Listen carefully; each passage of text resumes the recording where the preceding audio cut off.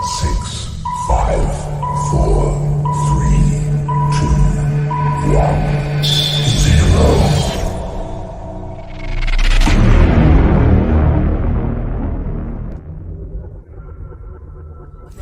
Guys, I just need to say this is one of the funnest interviews I've ever done in my life. Man. I'm not lying to y'all, bro. Thank you. I'm telling you, this is why I should have been Puerto Rican, bro. This is why.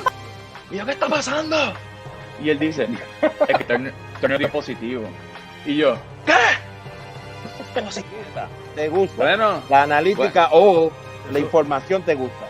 Bueno, con la analítica la gente no tiene que pensar tanto, ¿entiendes? Ya lo del el baseball sense y todo eso, eso ya pues lo estás tirando a la borda. Hermano, yo no quería firmar porque lo que ellos me estaban ofreciendo era lo que tú lo acabas de decir, $10,000, pero no me querían pagar mi educación. Wow. Y yo lo que le decía a ellos, oye, olvídense de darme bonos, paguen mi educación, porque yo quería que mi educación estuviera pagada. No olviden que hay que pensar, hay que estar delante. Si ellos te están trayendo una mente y tú pones la tuya a funcionar, son dos mentes trabajando, eres más fuerte. Y me dice ayer, oye cabrón, ¿verdad que voy a darle ayer? No te pares a batear, salte de ahí que esto está bien rico. 2017, eso siempre se me va a quedar. Ese clásico, demasiado en la ambas, en la ofensiva y defensiva, o sea, tuvo buen clásico y defensivamente ese clásico tuvo demasiado, viví mucho. Era súper diferente y uno tirando 25 entradas en 60 juegos para un relevista es demasiado, porque en 60 juegos jamás tú vas a tirar 25 hits. Cogiendo las bases y parándote y dándote un selfie. He dicho nombre, no he dicho nombre todavía.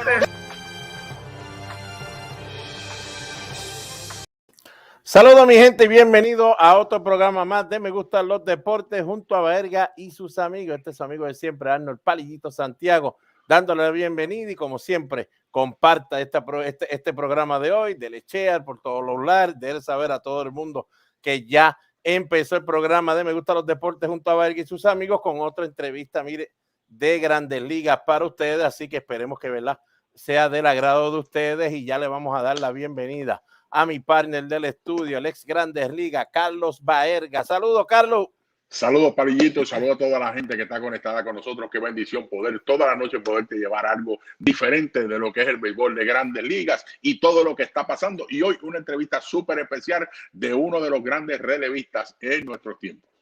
Bueno, señores, ya usted sabe que si usted es bostoniano como yo, el techo del bullpen le está cayendo agua ya a nosotros, así que ya usted sabe, llame a Crosco Puerto Rico para que Crosco Puerto Rico, mire, le envíe el producto de calidad que usted necesita. Si no, visite croscopr.com para que se ponga al día, Vargas, porque si usted tiene que sellar algo, tiene que sellarlo con Crosco, Baerga. Eso es así, tiene que estar sellado. Y si tienes sed ahora mismo y necesitas tomar algo que te quite la sed, es agua de coco Goya. Hidrátate con agua de coco Goya. Lo puedes utilizar con cualquier bebida, en cualquier momento y en cualquier lugar. Agua de coco Goya, ¿sabe qué? Y si es Goya, tiene que ser bueno. Y si estás enfermo, pasando cualquier necesidad, Droguería Betance, droguería puertorriqueña, te va a ayudar en Puerto Rico, gracias a su dueño Raúl Rodríguez, que siempre apoya todos los eventos deportivos y siempre está ayudando a nuestro Puerto Rico. Bueno, Baerga, ya tú sabes, tenemos una entrevista hoy, ¿verdad? De uno, como ya tú dijiste, uno de los mejores cerradores en la historia del béisbol de Grandes Ligas. Hubo un tiempo que eso parecía un lanzador de otro nivel, definitivamente. El canadiense Eric Gagne está aquí con nosotros. Señores, usted no sabe quién es Eric Gagne, no se preocupe que nosotros aquí le tenemos un lado. Into center field for Dave Roberts. Eric Gagne stays perfect.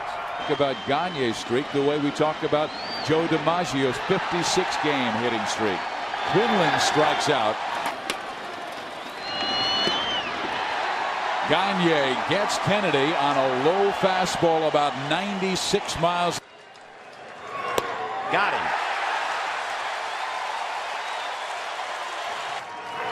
Oh, wow.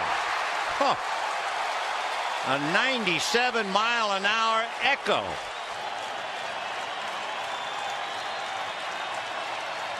So the boy from Canada and the boy from Mexico. Got him!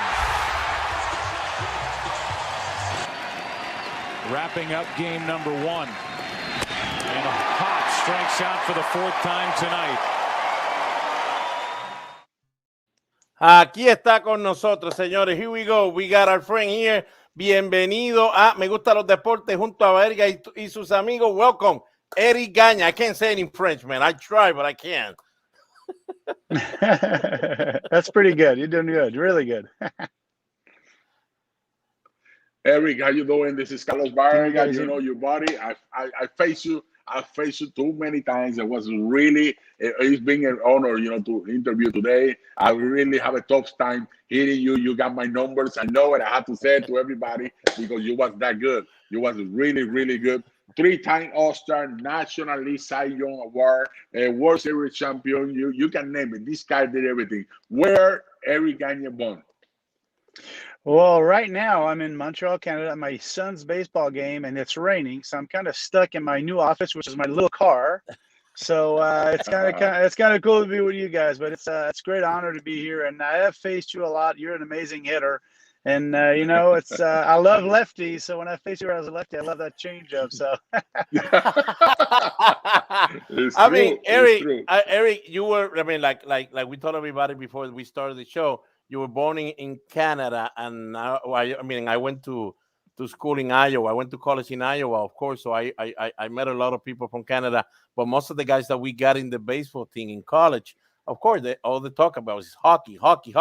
So we would like to know, I mean, what was the city you were born in? And I mean, what was the thing that Eric Gagne was doing when he was growing up? Well, so you guys probably been to Montreal. I'm actually from Mascouche, Quebec, Canada. So I'm a hockey guy. I'm a hockey fan. That's why I think, you know, as my son's actually a big hockey fan too. So a big hockey player. My dream was to be a hockey player. I always wanted to be a hockey player. Wow. And my dad wanted me to play other sports than just hockey. So I picked baseball for the summers. And as you guys know, summers are very short here and it rains obviously like today, but it's, you know, I love baseball, but I think my very first love was hockey. I wanted to be a hockey player. And, you know, just being a baseball player, being from Montreal is very rare, but it's, you know, it's really cool. And having the awards and stuff like that was amazing, and especially the World Series. So it was pretty cool. Your father was the one that teach you how to play soccer because he was your coach, you know, when in the little leagues. And then you became a star player with the Canada Junior World Championship team. How was the experience? Well, it's a lot. It's fun because first of all, I love every sport. I love any international sports, and for me to play against other country, other team, see some new culture, see some new guys, and meet some new people. And I learned English. I was 21 years old, so that was very hard. But you know, as you know, all my best friends in baseball, Latino players, and I really got, because the reason I'm speaking French, it took me a long time to get comfortable with the other guys. So I'm very close to guys like Alex Cora, guys like Adrian Beltre. All these guys are very close friends of mine. So, I mean, it's pretty cool to see all of what they're doing in game. And, you know, I'm a French Canadian that played baseball, which is kind of weird. I mean, when was that time that you were getting close to look for maybe a scholarship or something to try to, you know, get your career going, whatever sport you were trying to make? I mean, how was that for you? Like, was it easy to find a college for you? Was it tough? It was very hard. I mean, for me, first of all, like I said, I was speaking French. I didn't even know I could get drafted. And I got drafted by the White Sox in the 30th round. And then I didn't really want to sign. It wasn't that much when back then it was draft and follow. So I didn't get signed. And I went to Seminole Junior College. One of my friends was going to Seminole Junior College in Oklahoma, where you go from Montreal French only to Oklahoma. It's kind of different. Wow. So that's where I learned English, and I've met a lot of good friends there. But yeah, it was Seminole Junior College. They gave me a full scholarship for a junior college. And I just went on. I loved baseball. When I went over there, it was all baseball all day. It was really cool. We worked really, really hard. And the workouts are crazy at 4 a.m, but, you know, that's what it's all about. And when you go out there, and you guys know, I mean, in Dominican and Puerto Rico, you know, that's where you play baseball all day. And that's kind of what I did in Seminole. And I just fell in love with the game. I wanted to be a baseball player. I wanted to be a pro player. I didn't know when I was young I wanted to be a baseball player. But when I went to Seminole, I really focused on baseball. And I learned a lot and turned to a pretty decent pitcher. I got a question because this question is very important because growing up, who was the pitcher or maybe the hitter? Because you love the Montreal Expos. I know you love the Montreal Expos. Who was that guy that you want to be like him, like that? Well, for the Expos, it was Tim Wallach. I was a third baseman. I wanted to be a third baseman. I thought I was a good hitter, and I actually started pitching. I wanted to. I thought I was. So, yeah, I wanted to be with Andre Dawson, guys like that, the Hawk, Andre Dawson, Tim Wallach, Tim Raines, all these guys when I was younger, like they're just my idols. There's just great baseball players, and I was lucky that I was able to see those guys in Montreal and before they left. So I was very fortunate because that's kind of what made me love the game, watching these guys on TV and wanted to be Tim Wallach, wanted to be Jeff Reardon, wanted to be all those guys that are, good quality baseball players and, gave me a dream. That's very nice. I mean, and it's funny that you mentioned Seminole, Oklahoma, because when I was in Centerville, Iowa, that's our spring trip was against Seminole, Oklahoma. Usually we spend there like a week. We play them. And what year you were there? I was there in 2000 and no, actually, sorry, 1993, 94. You see, 94. So I definitely faced you, man. Somehow, well, really? I didn't face you or something. Because, yeah, I was there until 94, too. We Iowa. And every year, we went, both years that I was there, we went to Seminole, Oklahoma. We played you guys like 6 games. Oh, yeah, for sure. Much in spring we trip. For sure played. There you go. And that's amazing that you're talking about that. Okay, so once you get, once you sign your professional contract, I mean, was it easy to make that decision, or your parents, or you still were having a little doubt that if you wanted to do this, or how was that? Well, for me, I wasn't a really high draft pick. When I got drafted in 30th round, I didn't sign, and then I signed as a free agent with Team Canada for the Dodgers, and it wasn't that hard. I knew I wanted to be a baseball player. I didn't care about the money that much. I negotiated myself. I didn't know they offered me like $5,000 the first time, and I called my dad. He goes, "Well, I don't know. You want to play baseball? Go ahead and play, and the money is going to come if you're good. Just go out there and play really hard, and hopefully it turns out well." And that was the best thing, I think. Just first of all, being the Dodgers, a great organization. They followed me since I was 15 or 16 years old, so it was really good. I wanted to be a baseball player when I was 16 and 17, and they gave me a chance, and it was fun. I mean, it wasn't that hard of a decision. My mom and dad didn't have any money. My dad's a bus driver. My mom's a waitress. So it's like, hey, money is not really something. I just want to play and have fun and hopefully open up some doors. So when you had the opportunity to sign, with the Dodgers, the first one you say no, and then the second one you say nay, you say yes. The first day in spring training, how was it for you? Because it's not the same to be playing in Canada, to be playing in college. Now it's professional. How was it? Yeah. Well, what's really cool with the Dodgers, back in the days, we all were in Vero Beach, and everybody's together. You have the minor leaguers, the major leaguer together. You walk around the guys like Matt Piazza, you got Eric Karras, all these big guys. I'm like, wow, it was very surreal to see those guys. And, you feel very small. You get there, you're like, wow, there's a lot of good players. I'm one of many, many, many. Like back then it was 300 players almost. And, it was very humbling. It was fun. It was nerve wracking. It was everything you can think of. You feel like you're fish out of water. All right. When you start, you start doing pretty good in the minor league. You was a good starter, 7-6 your first year, then 9-7 with Vero Beach, San Antonio in AA, 12-4. Once you are 12-4 in San Antonio, do you feel like, I think I could be a big league pitcher and I could be there for a little while? Or was there anybody already talking to you? You might make it to the big league, but if we take you there, you're going to start in the bullpen. How did that work for you? Well, after my first year, I had a really good year in Savannah, Georgia was my first year. Then I got hurt. I missed the whole year. I went to Vero Beach. That was kind of a rehab year. It was really hard a little bit, but it was good. And when I went to AA, that's when I really understood that I was pretty good. I had really good numbers. I dominated AA. And it's funny because you guys played that video and we had Rubio Durazo right there. Yeah. And he's like he's like my enemy because we fought. We had a lot of fights in San Antonio and against he was in El Paso. Wow. So Yeah, so it was hard. I mean, it was fun. It was hard. And Double A, I realized I was pretty good. And that's when I got called up, which I was leading the Triple Crown as a pitcher. And they called me up, and that was out of nowhere. I did not expect to be called up in the big leagues. Nobody really called me or talked to me about it. It was really out of the blue. And my manager was Lance Parrish, and I was really dominating, and he took me out after 5 innings. He took me out after 5 innings. I'm like, I was so mad. I'm like, what are you doing up morning? And we got like 8 strikeouts. And yeah, he just he goes, pack your stuff, you're leaving. I'm like, what? And he sent me to the big league. So that was really cool. Ooh, that's nice. So, that's an interesting one because he's on the mound pitching while they're telling, hey, pack everything up. Usually they call you at 3 o'clock in the morning, 2 o'clock in the morning. Yeah, that was really fun. That was fun. What I like that he let you, he take care of the game, but he let you. Sometimes they play with players.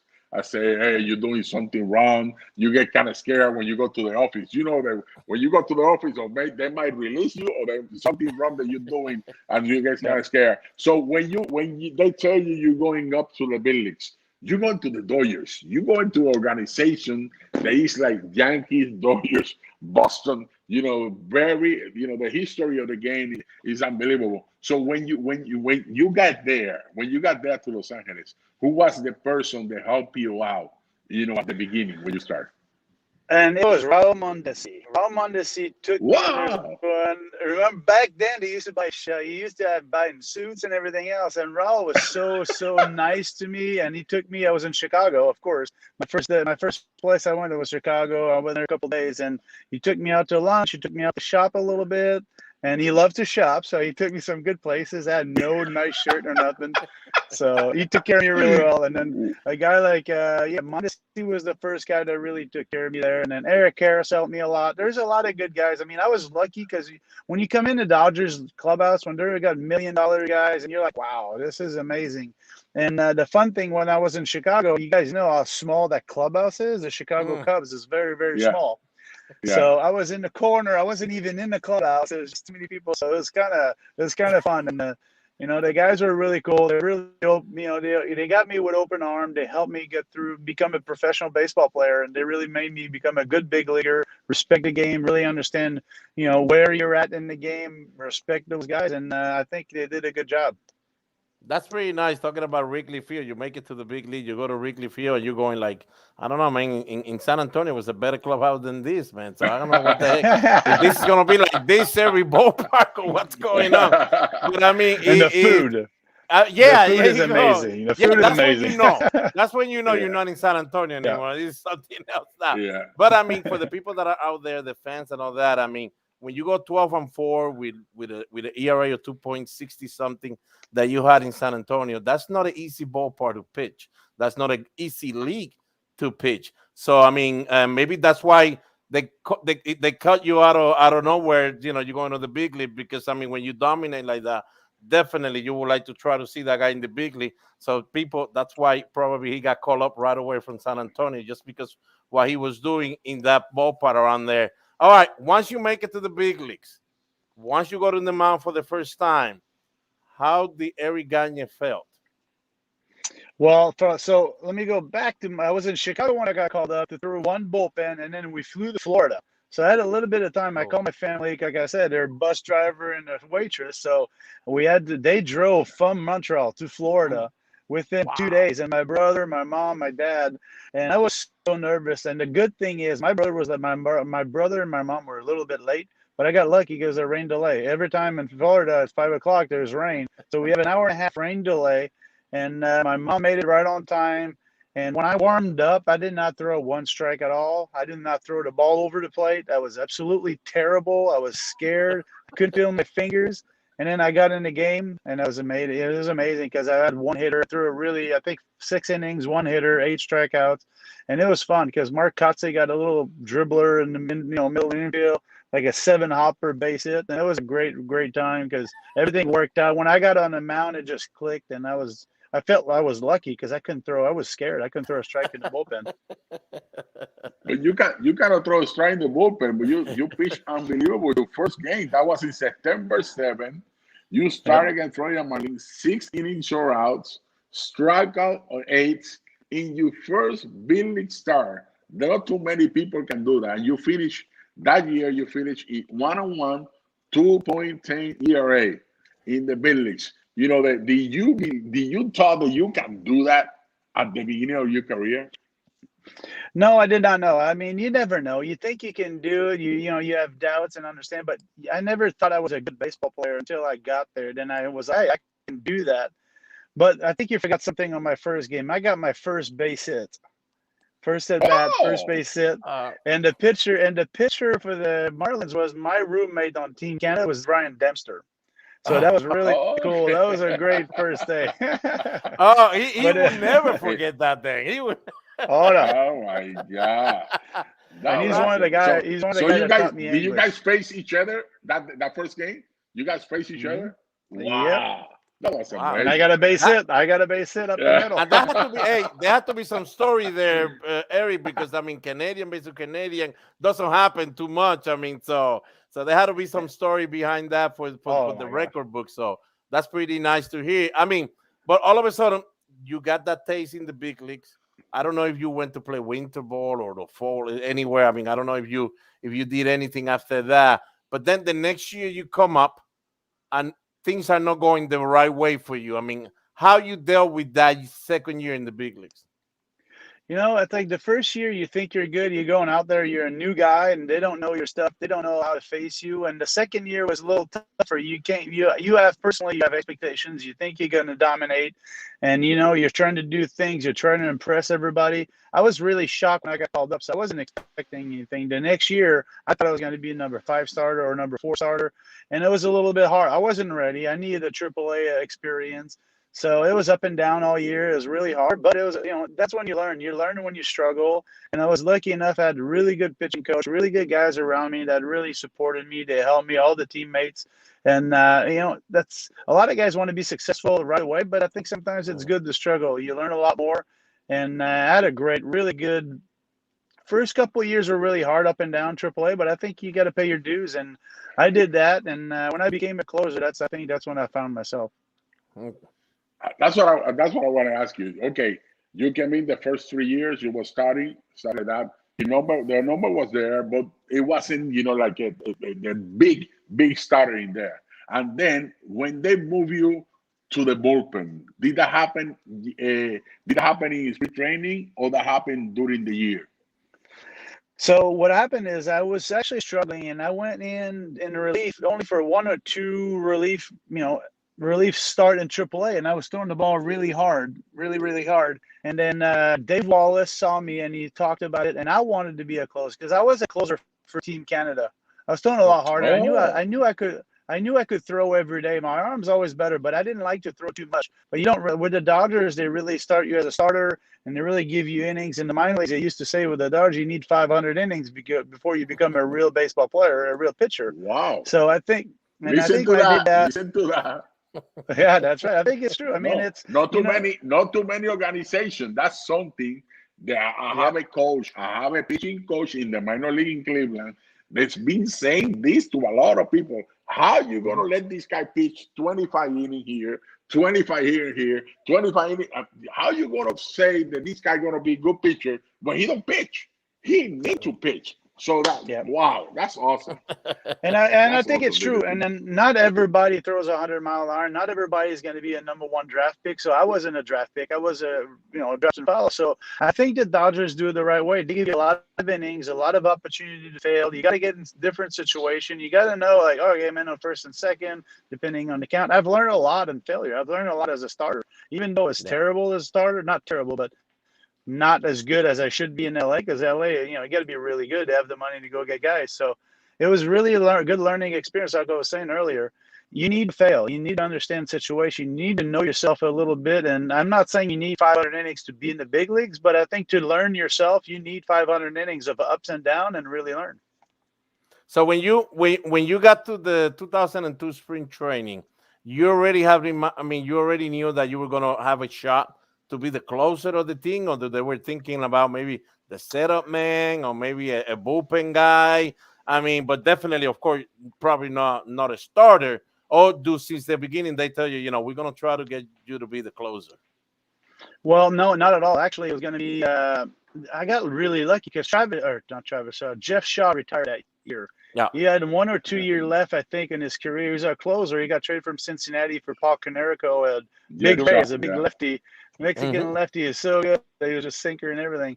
But yeah, I didn't know. I knew I was going to be a closer. And then when they came in, they're like, you know what, Eric? I asked him at spring training. I asked Jim Tracy. I said, hey, Jim, I would love to try, because they wanted to send me in AAA. I was going to be like the number 2 or 3 starter in AAA because they signed all those guys. Wow. Yeah. And I'm like, I think I would like to throw in relief. I can throw really hard. I like to throw every day. And he goes, well, let's try. But I was still a big prospect, so they wanted to go slow. So at first, like, we'll try you. We'll see what happens. Within 3 weeks, they're like, okay, now you can be in the bullpen, but we're going to do a bullpen by committee. And then after, I think it was 2 or 3 weeks during the season, they gave me like 2 or 3 saves against Colorado, San Francisco. So after 3 weeks, they gave me the job. Bullpen by committee doesn't go well, man. There's always there's always somebody that you could, that is going to show up. Yeah, you need roles. You need roles. Yeah, there you go. There you go. I mean, so people that are out there that year, I mean, you saved 52 games. I mean, was there anything in your mind telling you, hey, if I'm gonna be the closer now, I think I could say 30 or 40 game. I mean, because I know we don't play for numbers at that time, but I mean, 52, man, that's a lot. Yeah. I mean, the funny thing is, my wife at the time, when I was talking to, I said, hey, I think I can close. I know I can close. I've done it for Team Canada. And she goes, yeah, that's good. But, don't get too confident. I'm like, I think I can get like 42 saves, 45 saves that year. And I got 52. So I got lucky. I got lucky because everybody's like, what happened? I'm like, it's just my personality. I'm a hockey player. I'm all out. I like to fight. I like to be aggressive, and as a starter you have to be a lot more mellow, calm down, set up. I'm like, no, I'm 110%. I go as hard as I can, as for one inning.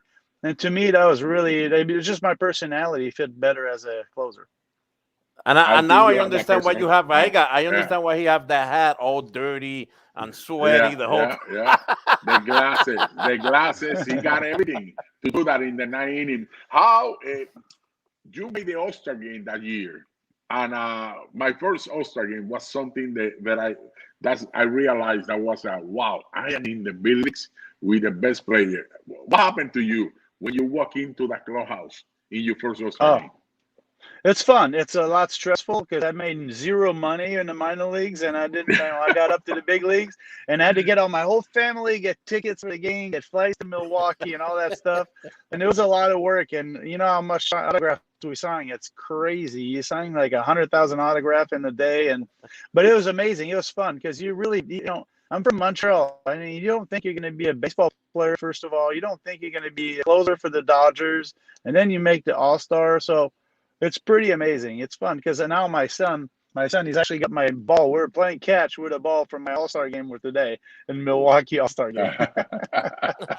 So it's pretty special. Wow.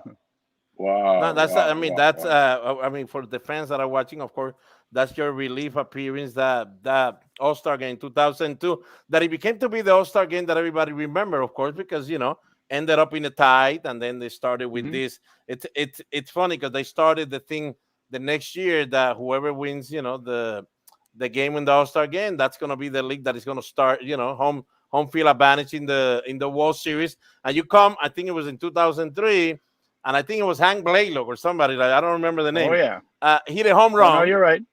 And all of a sudden, everybody kept saying, "Oh my God, how could he hit a home run of Eric Gagne?" I mean, nobody could hit Eric Gagne.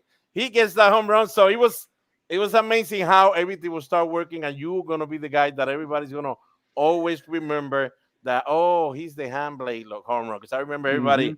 You talk to everybody because Hank Blaylock home run, just because it was a stupid idea of Major League Baseball Ron Manfred of saying whoever wins the game.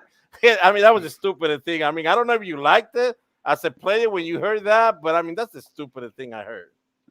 Well, I see All-Star game. I don't like it, to be honest, but I see an All-Star game as you're good with your peers, your best player. You want to meet them. You want to see the best player, and you get together. It is a fun thing. I mean, these are our days off usually, and right in the middle of the summer. So it's hard, but you know, they got to make it count for something. I think there's something that needs to be done that may be different or something, but you know, I didn't care. But the crazy thing about this is all my saves in a row. Everybody says I got like 3 years straight, perfect 3 years with 84 saves in a row. I got a blown saves right in the middle of that. Then the All-Star game. But we don't want to count it. You see, that's why we can't count it. That's true. Hey, they count. They count for the home field advantage. I know. But my friend, you 2002 was 52 save. 2003, you came again and you did something very special. That's a record in the big leagues. 84 save in a row, and you saved 55. Another record. The record was owned by John Smoke, and you break that record on John Smoke having there. Did you never dream about to be a closer like that? You know, they used to be like closer like Reese Gosses, Dennis Eckersley, even the guy from the White Sox, Palillito, the one that they got the record Bobby Tippin. Did you ever thought that you was going to put those kind of numbers like that? Never. I did not think any of that. Like like I said, I think I'm a hockey player. I'm not a baseball player. So I was never going to ever dream about stuff like that. And it was so cool because in the streak, you know, what I love about the streak is my team was winning. And it was a team. It's a team thing. It's a team stats, you know. And even though it's a save, I don't think I think it's called a preserve victory, what I would call it, not a save. Because, you know, when you come in with nobody on, you're just preserving a win. I think that would be kind of cool to change that. You preserve a victory instead of saving a victory. But, you know, I think it's I never thought I would do that. Never, ever. Not especially not getting in a role like this, because we all know how the way I lost my 84 in a row was a pebble on the ground that the ball stayed on the ground, and Olmedo's eyes just went underneath his glove. You know, that's just we were making fun. Killer tomato. Because yesterday we did an Instagram live, and Olmedo is always there. In the chat with us while we do it live, and we were talking about something and we mentioned your name. He goes, "Oh, my buddy, I play there." And Edward Guzman, that was another player in the big league, one of our buddies, goes, No. Your bat was there, but your glove was there. Well, Olmedo was a great guy he could really hit. Gloves, it wasn't his fault because the ball stayed on the ground. It was crazy because like the 84 in a row, I got lucky. I had the best defense. I got Alex Cora, I got Cesar Asturias, I got Sean Green. All these guys really helped me do that. I mean, when do you notice or when you realize I'm on a streak here? I mean, was it through the TV? Some people letting you know in the clubhouse? Because I mean, 84 in a row. I mean, you have to hopefully know something by the 50th, don't you?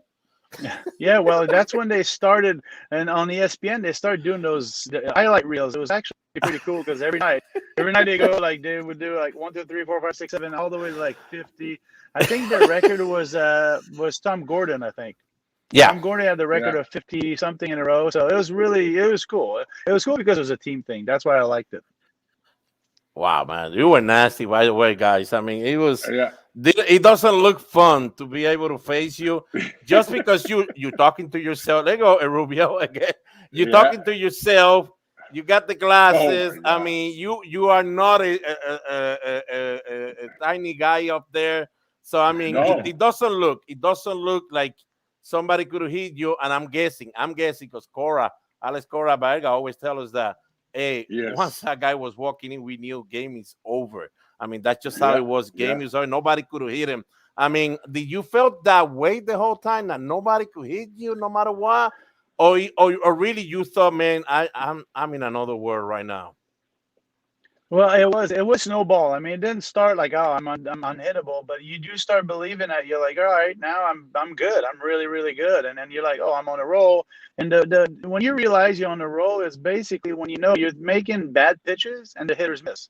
And I've done a lot of that in my streak. A lot of those bad pitches, I got lucky right down the middle. Sometimes they would take or bad swing or something. I would get lucky that way.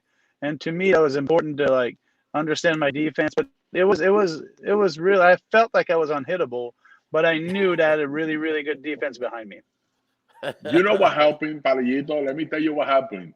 when they put that song, "Welcome to the jungle," you know you were gonna pay somebody, an animal in the house. An animal gonna come out and kill you right there. That's what happened. You know what? You became the second player in Canada to win a Cy Young. Ferguson Yankees was the first one, and you win the Cy Young that year in 2003. Not too many relievers. The last one was Guillermo Hernandez, Puerto Rican guy. They win the Cy Young, in there as a reliever, but he win the MVP too on that year. You winning that Cy Young. Did they went through your mind that you were going to win that, because not too many relievers do that? Yeah, I don't. I still don't believe relievers should win Cy Young. I don't believe that. But if you have that year we didn't really have any starters that really dominate. I think the most wins on a starter was like 14 or 15 wins, Jason Schmidt. So I think if you have those guys. Bueno, se nos cayó la conexión. Recuerden que él está lloviendo allí en Canadá, donde él se encuentra en Montreal. Está un poquito rara la señal con él allí. Pero miren, Baerga, llegamos Palillito, por lo menos bastante lejos. No. Oye, Palillito, yo me la enfrenté y me dio un pelotazo un día. 3-2, pero yo me le quedaba ahí. Le bateaba, pues yo le buscaba el cambio y yo me le iba para el left field. Porque él lo va a tirar, él lo va a tirar. Pues claro, yo me le iba para el left field por encima del Ciore. Pero me quedé uno porque estaba en 3-2. Yo dije, ¿vendrá cambio o vendrá? Y me le quedé. Y mira, me da un pelotazo aquí. Esto se me levantó como si fuera la misma bola. No te estoy mintiendo. Se me levantó así para afuera completo. Pero el otro día estábamos jugando, o sea que antes nosotros no nos quitaban. No, definitivo. Y que si te sientas, entonces tú te sientes que el tipo te ganó y te va a mirar como que, ay, bendito. Si Baerga ya me tiene miedo. Palillito, ese año ellos tenían un cuadro que estaba fuera de liga también. Cuando tú tenías a Beltré, Isturi, Alex Cora y Eric Caro, ese cuadro estaba fuera de liga. Y él y Polo Duca, mira, esos tipos ni se ponían señales. Ellos se miraban y ya ellos estaban ya completamente. Estaban en segunda tratando de verdad. De pasar señales a los bateadores, pero ellos no ponían señales, Pallito. Era una cosa que ya ellos se miraban y sabían lo que venía. No, de verdad que el hombre, y por eso pues le estaba preguntando de la confianza que él fue cogiendo poco a poco, que entonces nos lo confirmó aquí, que era el que tú te sientes que nadie te puede batear, o sea, que tú estás en otro mundo, Baerga, porque yo siempre vi a Mariano Rivera, pero Mariano era que no enseñaba emociones. Mariano era como que estoy aquí y si me bateas bien y si no, o sea, ese era el reflejo que te daba un Mariano Rivera, pero este individuo te daba eso como que te voy a matar, yo te voy a tumbar, yo te voy a sacar de aquí como sea, y yo creo que eso era lo que, ¿verdad? Hace unique la situación de él. Se está conectando poco a poco ahí. Ya tenemos casi a Eric Gagne. We're almost there. We're going to wait for him to get all set up, but we already know it's raining and all that stuff there, guys. So let me see if we could get it back here. Here we go, my man. Are you all right? We got you, my friend. Gene Tracy want to give you the ball. I'm here. Now. You're in the game right now. You are back in the game, bro.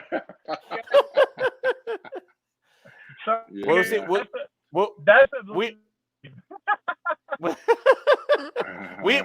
we understand, man. We understand that you're not in it. You see, I mean, sabemos que la señal está un poquito malita allá donde él está, pero como quiera, Baerga, por lo menos lo tuvimos aquí una media hora bien buena con él, y yo estoy seguro que si podemos después setearlo, se lo vamos a setear para no tenerlos ustedes locos aquí si entra. Si no entra, es algo bueno, importante mencionar algo sobre él. A él lo mencionaron en la lista esta que le preguntaba y con él no había ningún problema. En la lista nunca lo cogieron, lo mencionaron en la lista que él estaba en la lista de esteroides y él me dice que no había ningún problema. En esa lista mencionaron un montón de peloteros, pero todos pasaban la prueba. Entiende que no era que estaban. Y acuérdate que había un acuerdo en la famosa lista, que es esa la que le tocó a todo el mundo en ese momento. Había un acuerdo que en esa lista todo el que diera positivo o negativo, no importara cuál fuera, pues su nombre no se iba a mencionar, no iba a salir público, porque MLB solamente quería ver cuál era la situación en el juego, ¿verdad? Que estaba viviendo. En esa salió David Ortiz también en esa lista. Me acuerdo que de Puerto Rico salió Armando Ríos, salió él mismo también. Pero cuando la lista sale, Baerga, no sale diciendo estos son los positivos, estos son los negativos, sino que salió la lista y ya todo el mundo, pues, cada nombre que escuchaba, ¡pum! Esa persona entonces dio positivo, ¡pum! Esa persona dio positivo, pero para que usted tenga una idea, si usted daba positivo en esa época, Baerga, no tenía que nadie caerle encima a usted, porque en ese momento era todo legal, ahí no había nada ilegal, y pues, lo único que yo no me la pude meter, Baerga, porque me dijeron que iba a tener problemas para parir, para preñar y para tus hijos en el futuro, que tienes que tener cuidado, que a lo mejor te puedes quedar estéril. Pues nada, cuando te lo dicen así de tanta manera, pues mira, me asusté. Yo dije, wow, hermano, no. Pero recuerdo, señores, yo diría, Baerga, cuando yo empecé en las menores, yo diría que el 70% de los jugadores que jugaban conmigo en cada equipo que yo jugué, llegaba a sprint training con los ciclos y te hablaban, y yo hice esto y me metí esto, y daban positivo, le hablaban, mira, trata de no usar esto, que lo otro, pero en ese momento era legal, no había problema con eso.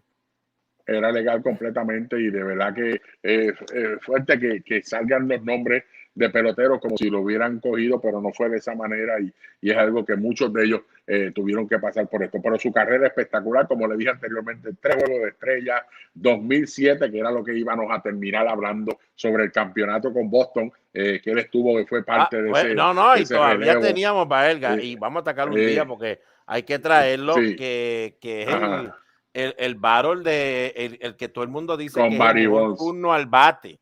El mejor turno al bate que se ha visto en la historia del béisbol, ¿verdad? En la última 30, 40 años, porque eran 2 caballetes en su prime. O sea, era Eric Gagne, que nadie le bateaba, estaba difícil, y Baribón, que pues parecía Superman, ya yo le bateo a cualquiera, y esto pues señores, pues lógico, cuando lo tengamos a él otra vez, esto va a ser bastante interesante escuchar cómo él, ¿verdad? Fue llevando este turno al bate, Baerga, porque no sé si es en este picheo o en el otro, no sé cómo es, pero a 99 millas por hora, él trata de venir para adentro a Baribón, que es lo que está tratando ahí, se ve claro que está tratando de ir para adentro, y Baribón se la mete, mírala ahí. No, esa la falló, perdón. Es el que le sigue, señores. Baerga, Baribón se la mete al agua, pero de FAO. Y ahí es que yo quiero, ¿verdad? Y los fanáticos que me están preguntando, Palillito, pregúntale por ese turno. Juan Luis preguntó, señores, cuando le preguntemos, yo le voy a preguntar qué él pensó después de este picheo que es ahora, que él le saca, Baerga, eso es 99 millas, ¿sabes? Y ese tipo se la jala. Sí. Agua, oye, Baribón estaba tan fuera de liga que no importara lo duro que tú tirabas, el tipo venía ready. No, ahí y mira, luego, 929 otra vez, más para afuerita, y se la saca por todo el centro field. Pero es uno de los turnos que se va para la historia, de que es uno de los, ¿verdad? De los épicos que no se ven a menudo en el béisbol, porque Mariano era caballete, Baerga, pero Mariano no tiraba tan duro. O sea, estaba duro, este tipo 84 juegos salvados consecutivos.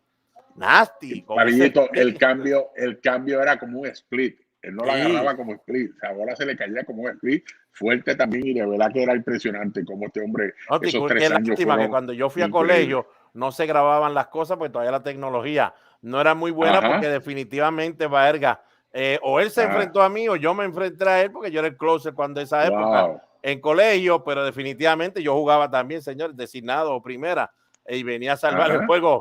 Por eso era que hablábamos, si este puede salvar el juego, Shohei Ohtani, usted lo puede traer a salvar el juego, si uno lo hacía en colegio, pero qué interesante ver que él tampoco tenía manera de conseguir beca, Baerga, en universidades buenas, y esa fue la única que pudo conseguir, y es una buena, pero eso es un junior college también.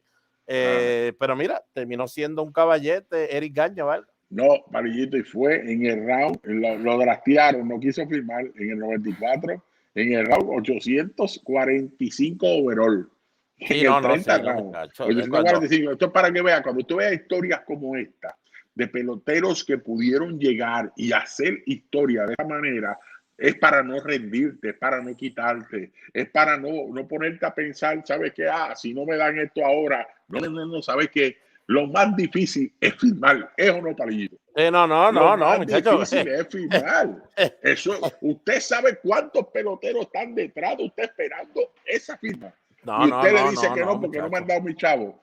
Téngase, cóngase la oportunidad. Mike Piazza por allá, 500 y pico por allá. Sí, y eso que él, para que lo sepan, ¿sabes? Él vive lo mismo que nosotros vivimos, porque en Canadá no hay mucho béisbol, señores. Entonces, él se convierte en un puertorriqueño más en el draft. O sea, es bien, tú te pierdes en ese draft porque no te ve mucha gente, no saben si eres bueno o no eres bueno, sí, fuiste a colegio, pero veremos a ver si eso te ayuda. Y por eso, pues, lo draftearon en la 30, que es lo que se le pasó a Julio Lugo. Es un draft and follow, es draftearte para agarrarte, para decir que tú eres mío, pero te vamos a estar viendo, no estamos pensando en firmar.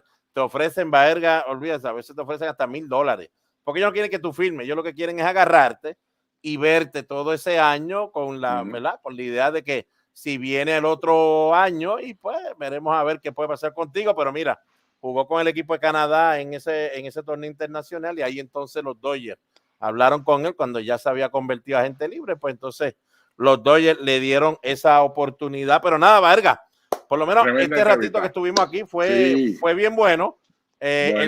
Baerga se comunica con él y entonces seteamos otro día que el hombre, pues, ¿verdad? tenga mejor sea que no esté lloviendo ni nada de eso, que esté cómodo y podamos terminar la entrevista, porque de definitivo este turno al bate queremos hablar. Baerga quiere hablar de la Serie Mundial del 97 con Boston. Boston acaba de perder el segundo juego, señores. Me dieron dona, tengo que comer dona. Durísimo. Dona, tengo que comer. Mañana, Palillito, tiene que comer dona mañana. Por sí, tengo que llegar a un Dunkin' Dona como sea y comprarme mis donitas, señores, y ahora estamos empate en el segundo lugar con el equipo de los Yankees y empate en el segundo wild card. Pero de eso lo vamos a estar hablando. Mire, yo creo que en un par de minutitos, Baerga, yo creo que podemos terminar aquí, irnos para allá rapidito, para Instagram, porque ya el juego se acabó, eso ya no hay problema, y Gagne, pues casi siempre terminamos aquí como a las 10 y cuarto con ustedes, pero Baerga, nos podemos ir directo para Instagram, olvídate, pues si para llorar lo que hay que hacer es llegar. Vamos para encima, pues vámonos para pues encima. Señores, gracias a nuestros auspiciadores ¿verdad? De Me Gustan los Deportes junto a Baerga y sus amigos. Droguería Petance, la droguería puertorriqueña. Sella tu techo con Crosco Puerto Rico, con los mejores productos y de calidad. Y agua de coco Goya, si es Goya tiene que ser bueno. Baerga, ¿algo más que tú quieras añadir antes de irnos para Instagram? Muchas bendiciones, nos conectamos ahora en Instagram para hablar de todo lo que está pasando en la Grandes Ligas. Dios me lo bendiga. Dios me lo bendiga, señor, y cuídese y recuerde, vamos a estar por allá en Instagram otra vez mañana, así que antes del juego de pelota de los Yankees de Nueva York, Baerga, que no lo hicimos hoy porque teníamos la entrevista, vamos a estar por allá, así que nada, recordarle eso, nos vemos mañana. Yo estoy como Coco.